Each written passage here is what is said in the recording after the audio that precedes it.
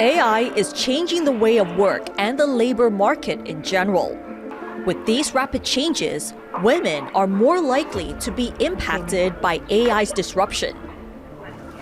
A recent joint study by UN Women and LinkedIn found that women in Asia and the Pacific region are highly represented in jobs that will be disrupted by AI, such as administrative assistants, legal assistants, and customer service representatives.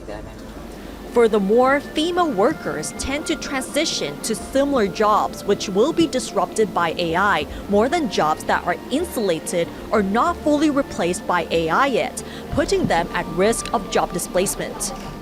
Christine Arab, UN Women's Regional Director for Asia and the Pacific and representative to Thailand, feels that women are still underrepresented in AI engineering roles despite increased investments in digital infrastructure across the region.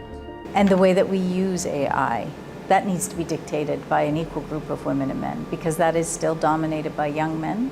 And the algorithms and everything that is embedded in AI is replicating the gender stereotypes we've seen for the last 100 years. Right. So it is crucial that that be given particular attention in ASEAN. It is such a progressive region in the use of AI and technology, but it needs to equally invest in the number of women and girls entering STEM education. In a way, the lack of enough female representation in the AI and tech industries touches on a persistent problem: labor force participation. According to UN Women, the current labor force participation by women globally is 64%, which is only a 1% increase since 1993. As for the ASEAN region, 61% of women are formally employed. The reason why the issue remains entrenched is quite obvious. It's what is expected of women by their communities, by their families in terms of jobs. So does the education and the expectation of the type of job you should have as a woman and a man match the market in your community? The second is going back into the home. Right. We are expected as women to perform a multitude of valued and important unpaid care, as we call it. Taking care of our parents, our grandparents, our in-laws, our children, people in our family with special needs.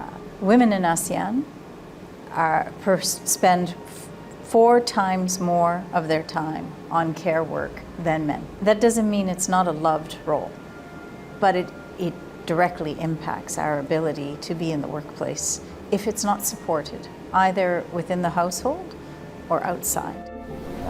But how can we push for more women to take part in AI development and AI engineering roles? We need to target women's inclusion in STEM now. You are getting the graduates. Private sector needs to hire. And the governments need to invest more in enticing 16-year-old girls and boys to engage, to be in the sector. Otherwise, it's not going to change. We're already seeing the platforms are predominantly controlled on social media by men leaders. Their politics are starting to play out in these platforms all over the world. We have to be very aware of that fact. So we're behind the 8 ball. We're on the hind foot, as we say, and we need to drive this change, or it'll be too late. There are still opportunities ahead, though. UN Women suggests that more female leaders in AI and the tech industry can move towards a gender-inclusive workplace, which can also help tackle existing gender biases and misrepresentations of women.